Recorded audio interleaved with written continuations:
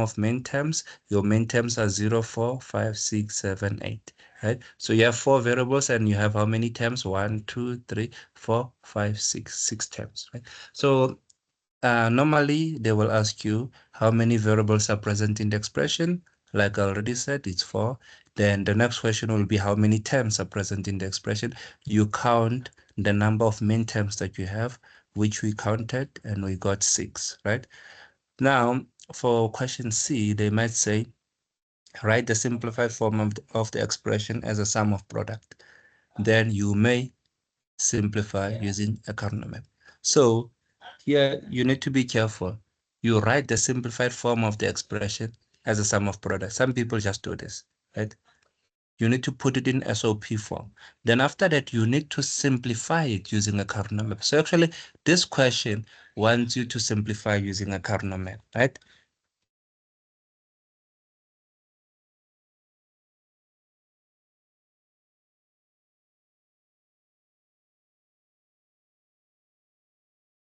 So to do that, let's start. How can we start? So we know we have 4 variables. We have this. Let's start with this in a binary form. And we're going to convert it to binary. So we know we have x. X is equals to A, B, C, D.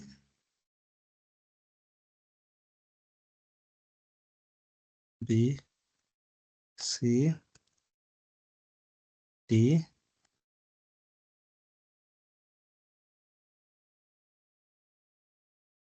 Remember, what you did is you got it in this form as A, B, C, D, right? A, B, C, D, A, B, C, D, and then not A, B, what. And then from there, you took it into a binary representation, right? Then you took it into a decimal representation. So now we're just going to work backwards. We know we have 4 variables. So a 0 will be represented by all 4 zeros. It will be 4 zeros. It will be 0, 0, 0, 0, right? A 4 will be, let me just put it on the side for those who can't convert out of their head yet. 1, 2, 4, 8. It's 4 variables. 1, 2, 4, 8. So I know that, for example, yes, this is 2 to the power 0, 2 to the power 1 for this bit. This one will be 2 to the power 2. This one will be 2 to the power 3, right? So I know, for example, if it's a 8, it means this bit was present, but this one was not present, was not present, was not present. So 1, 0, 0, 0 will give me an 8, right? So 0, 0, 0, it means all of them were not present. That's why I have a 0. The next one is a 4. A 4, it means a 1 is only here. So this will be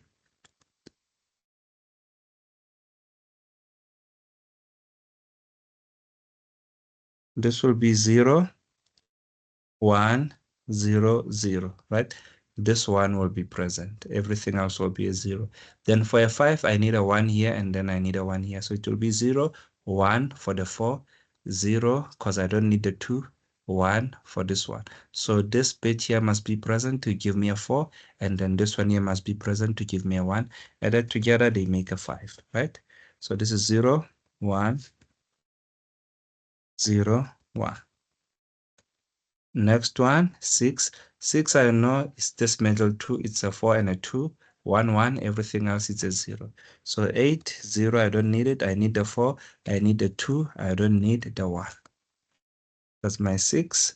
7, everything here, 1, 2, 3. 1, 2, 3. This ones must be 1, 1, 1. It will make a 7. Then the 8 will be a 0, 0, 1, 1, 1, right? That's for the 7. And for the 12, 12 is this 8 and a 4. 8 and 4 makes 12. So it's going to be 1, 1, 0, 0, because I don't need the 2 and I don't need the 1. So it's 1, 1, 0, 0. Okay. So now, but let's remember that this comes from, it comes from these variables that we have. So we need to put it in a simplify as a sum of product, right? In a standard SOP form first, right? So standard SOP form, we have A, B, C, D, A, B, C, D. So it's gonna be how many times? 6 times, because we have 6 terms, right? 1, 2, 3, 4, 5, 6. A, B, C, D, A, B, C, D, A, B, C, D, 2, 4, 5, then the last one, A, B, C, D. Okay, then we said that if it's a 0, if it's a binary 0, it means the variable is complemented, it's inverted. Then if it's 1, it means it's high. So inverted 0, 0, 0, 0, we're going to complement everything here. Complement, complement, complement, complement. And then here 0, 1, 1, 0, 0, 0, 1, 0, 0. So we complement this one, leave this one, complement and complement. Here 0, 1, 0, 1. Complement, leave this one, then we complement this one. 0, 1, 1, 0. We complement this one, complement the last one. This one, we complement 1, 1. Leave this one, we complement the last two. Okay. So this in binary representation 0, 0, 0, 0, 0, 1, 0, 0, 0, 1, 0, 1, 0, 1, 1, 0, 0, 1, 1, 1, 1, 1, 0, 0. Okay, that's correct. So this is this from sigma notation into a standard SOP form. Normally your question comes, they give you this as a question, right? They say, take this and convert it to sigma into sigma, represent it in sigma notation, right? So from here, you normally just convert it to binary. Then after binary, you take this binary, you convert it into decimal, right? This is a 0, for example, 1, 2, 4. This is a 4. This is a 4. So you do that. It's just these 2 steps that you do. So now you are done with the first part. But now they will add this line here. You may simplify using a Karnaugh map. So obviously from this, we know that she wants us to draw a Karnaugh map, right? So how many variables do we have? We have 4 variables. So it's going to be a 2-variable Karnaugh map, a 4-variable Karnaugh map. So where do you guys want your A and B to be? Do you want them here? A, B? Or do you want them here? I'm gonna keep them like this, but if anyone wants me to reverse them, I will. Just post it in the chat if you're afraid to talk. So we know we have a 4-variable Karnaugh map. I'm just gonna number it first, and then we will decide on the A, on which one is the rows and which ones is the columns, right? Between A, B, and C, D. So this one will be 0, 0. This one will be 0, 1. So remember the numbering of a Karnaugh map, right? This is not 1, 0. This is 1, 1. I always say because it's a Karnaugh map is like a tennis ball. So that's why here it's a 1, 1, and then here it's a 1, 0. So this is 0, 0, 0, 1, 1, 1, 1, 0. Let me just check if we have any suggestions. Okay, nothing. Okay, so I guess this one is good enough then. All right, so here we're just going back to where we come from, right? Where we see this combination, not A, or even like this 0, 0, 0, we're gonna put the main term 1. Where we see not A, not B, not C, not D, we're gonna put the main term 1, right? So from the Karnaugh map, I advise you guys to go to this to make a binary representation first, right? This one. Then from this one, you can plot it here.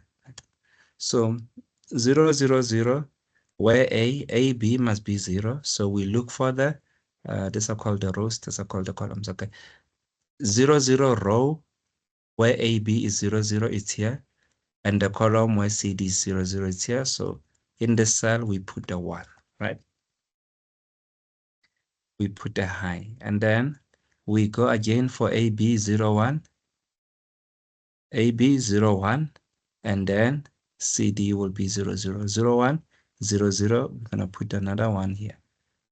0, 1, 0, 1, 0, 1, 0, 1. We're going to put another 1 here. 0, 1, 1, 0, 0, 1, 1, 0. Another 1 here. 0, 1, 1, 1, 0, 1, 1, 1, 1 here. 1, 1, 0, 0. 1, 1, 0, 0. Okay. 1, 2, 3, 4, 5, 6. So we have 6 terms. Now we have successfully plotted our Karnaugh map. What we need to do now is to group our Karnaugh map so that we can start simplifying. So when you group a Karnaugh map, you look for the biggest group, right? So logically talking, you will get the biggest group will be eight ones next to each other, basically adjacent ones. If they're next to each other, you look for that biggest group that will have 8. If you don't find it, you look for 4. If you don't find 4, you look for 2. If you can't find 2, then you will group that single one by itself. Okay. So the biggest group here is there's no 8 adjacent ones. The biggest ones that we can see is 4. So we're going to start with 4. This is our first group. Okay. So now here, this is grouped, but now we still have these ones here not grouped, right? So we need to group one of them. So let's group this one, top one. So the ones that are next to this one, here there's no one next to it. There's no one next to it here. So if you look here, you have to look here because remember I said it's like a tennis ball. So this cell is the same as this cell, right? So you look here, here there's nothing. It means it's the same as this cell because it's like a tennis ball, right? There's nothing here, there's nothing here, there's nothing here, and there is something here. There's 2. Okay, wait, then there's 3. Okay, we need one more, there's nothing, right? So it means the biggest group here is 2. Remember, you group in 8, there was no 8 adjacent ones, there was no 4 adjacent ones, we saw 3 adjacent ones, but we can't take 3, so we're grouping in 2, right? So we're going to group these 2 together. And then the last one is going to be this group, this one here, nothing next to it, nothing next to it. There's something here, 2, 3, then something here. Nope, there's nothing, right? Here, no, for this one though, here, there's nothing, right? So this one, we're going to group it with this one. Okay. So we have our 3 groups. Now we need to simplify. When you simplify, the most important thing is to look for variables that do not change states. Do not change states, right? From one cell to another. Let's say from cell to cell. So they must be the same. If it was low, if it was 0, it must be 0 in all the cells. If it was high, it must be high in all the cells. Okay, so let's start with this big group. In this big group, this group here, we have this group consists of 1 row. This is the row, but it consists of 4 columns, 1, 2, 3, 4. So let's simplify that. So in this group, the value of A is 0 in this row, and B is 1 in this row. They never change states because it only consists of 1 row, right? So we have our A not because it's 0, then B, then our B. Now let's check C. C is 0 in the first column, then it becomes 0 in the second column, but then it becomes 1 in the third column. So we throw it away. We don't use it because it changes states, right? Then here, D is 0, then D is 1. It already changes states, so we're going to throw it away. So in this group, we're only taking A and B, not A and B, right? So that's what we have here. So now let's jump to the next one. Let's go to this top one here. So in this group consists of 2 rows and 1 column. So the value of A in the first row is 0. The value of A in the second row is 0. So what does it do? It does not change state. So we're going to take A. A, and now it's not, right? Complemented because it's a 0. So A does not change states. We take it. In the same group, we B in the first row was 0, and in the second row it was 1. So it changes states. So we throw away B. So B, we're going to throw it away. So we don't take it. Now we come to C. This group consists of only 1 column. So it means the value of C and D will always be the same, right? So, but let's check it, okay? In this group, the value of C is 0. The value of C in the other column, nope, because this group consists of only 1 column. So C naught, we take C as it is, C naught. Then D, this group consists of only 1 column. So the value of D will always be 0, right? So here, D is 0. It doesn't fly to this side. Why? Because this group only consists of 1 column. So we will have D naught, D naught. And now we are here now. So here, this group consists of 2 rows and 1 column again. So the value of A in the first column was 0. In the second column, 1. So it changed states. So we just basically are going to throw it away. Then here, the value of B in the first column was a 1. In the second column, a 1. So it doesn't change state. So we need to keep it. So we keep B. And it's high. So we keep it as B, right? Because it's a 1. Then C, this group consists of only 1 column. C was 0 and D is basically 0. They never change states. So I'm not going to explain them again. So we take C not as it is, then we take D not as it is because they don't change states, right? So we took this one, we took this, and we took this. So this is basically how you would simplify this using a Karnaugh map, right? Any questions regarding this one? Let me stop the recording as well.